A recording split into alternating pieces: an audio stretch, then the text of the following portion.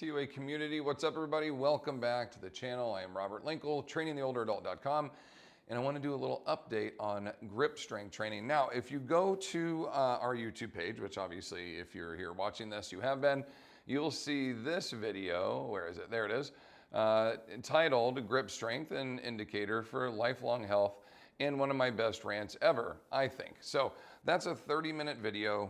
It only has 100 views on it, so I think it's too long. So I want to do a little bit shorter one, but also kind of update you on a couple of things, as I just recently put out a post about grip strength and one of my clients, Kathleen, and how she has increased by 30 pounds in a little over, let's see, 13 months. Yeah, so just over a year.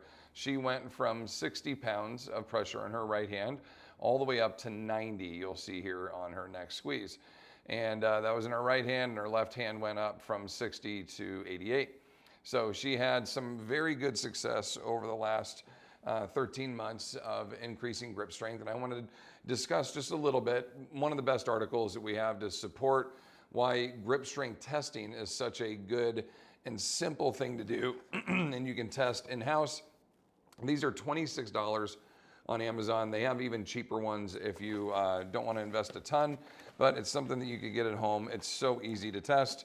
You hit the on button, it turns on the battery, you hit start. You don't have to punch in age or any of that stuff, and then you just start squeezing, and it'll tell you exactly whatever you squeeze. You hit your start button again, it'll reset it, and you take a second attempt, and whatever that comes up to, and then you can keep going until you get to a point where that's about as best you can do from the standing position or seated position. But there's proper techniques for how to do this, etc.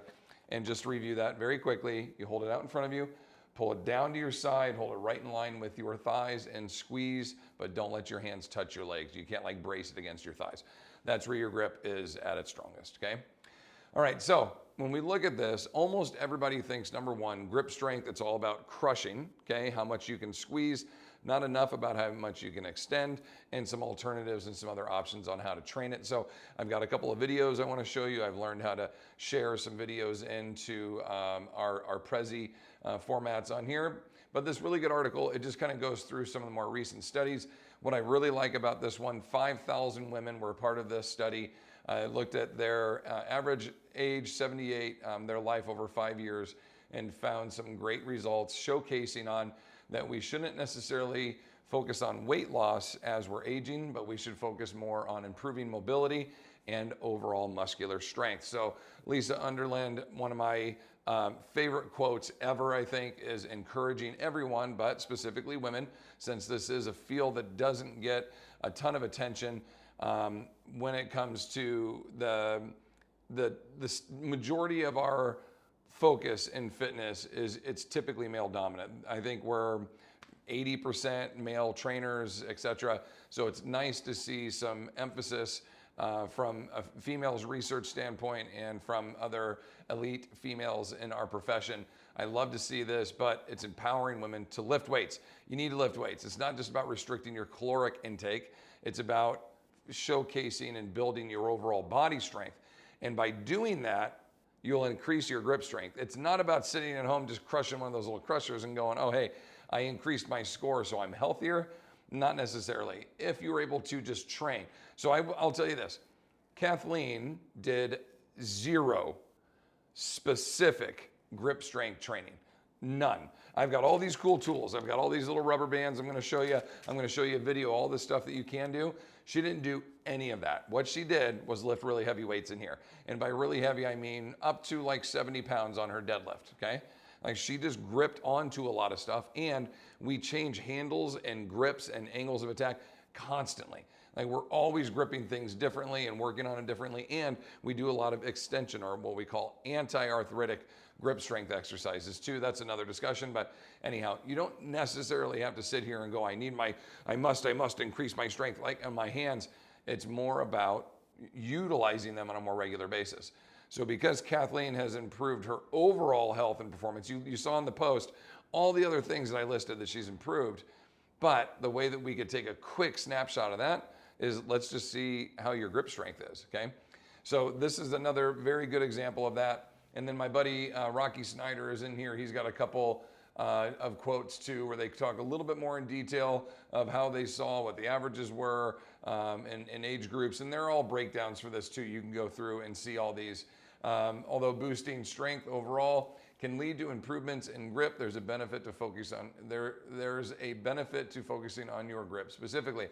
So, and by doing that, exercises that we talk about in here, the farmer carry, the plate pinch, the ball squeeze, right? These are all things that, yes, they're specific for your grip strength, but have a lot of other health benefits to them and other joint and full body specific strength training as well. So I'm not saying that you shouldn't do specific. I'm just saying Kathleen made those improvements without specifically doing that on a regular basis, okay?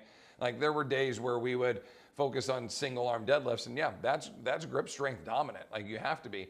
But I'm not saying in between sets, hey, sit here with this gripper and let's grip away. I do have clients that I do that for who are underrated on their grip strength. Kathleen's always been in a fine rating, but she's an elite rating now, okay?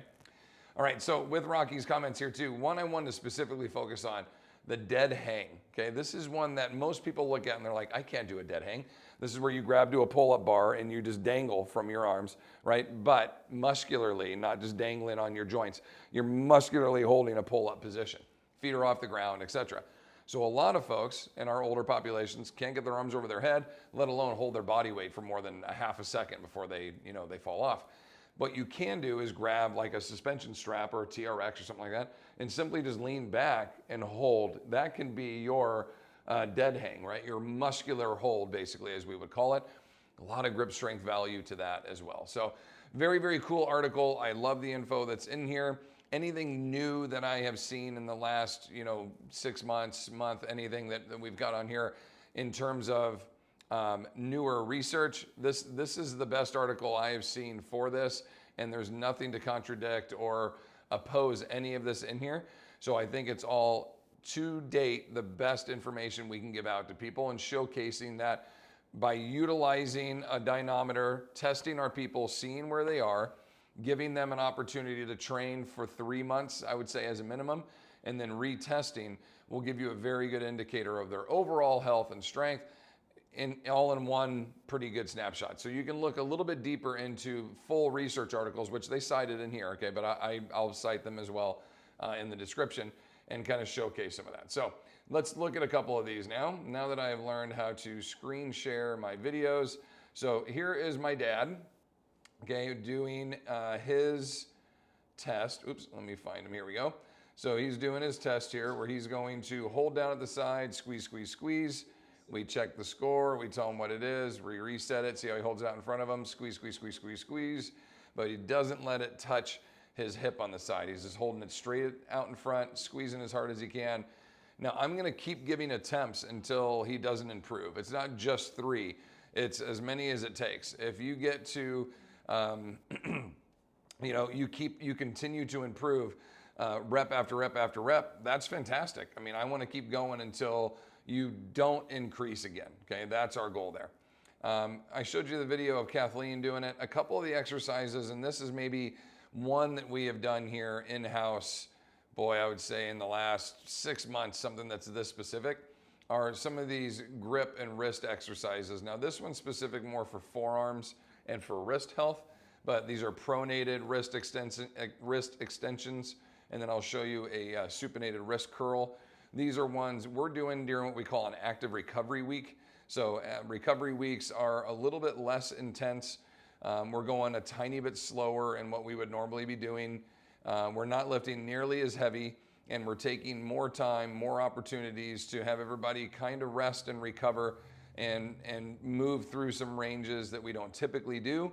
And so this is a pretty good time for us to work on this type of thing specifically, okay?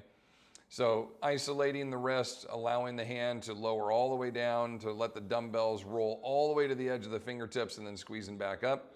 And this is one of those things too that when our clients did it, they really liked it. It felt good. Their forearms were a tiny bit sore. They felt increases in their grip strength, but also just an overall increase in like the engagement of their dexterity. And what I mean by that is if you have neuropathy, if you have arthritis, right, in the hands, these are great exercises that will give you an opportunity to work on improving those. You can't heal them, but you can definitely improve them, okay?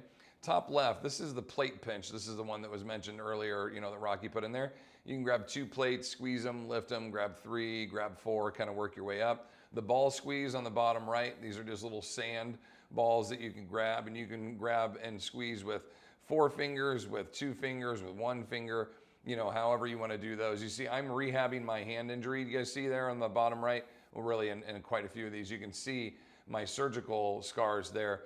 This is the 3rd surgery I've had on my hand to have a carpal tunnel release, but also a ligament and a cyst repaired and removed from my wrist as well. So just gripping in different angles. And then the rubber bands here on the bottom left, we're working on our extensor strength. So they have ones that loop around each finger like this, or they're just rubber band, regular rubber bands you just loop around your hand and extend. And then you see the girls here and myself on the top right working the rice bucket.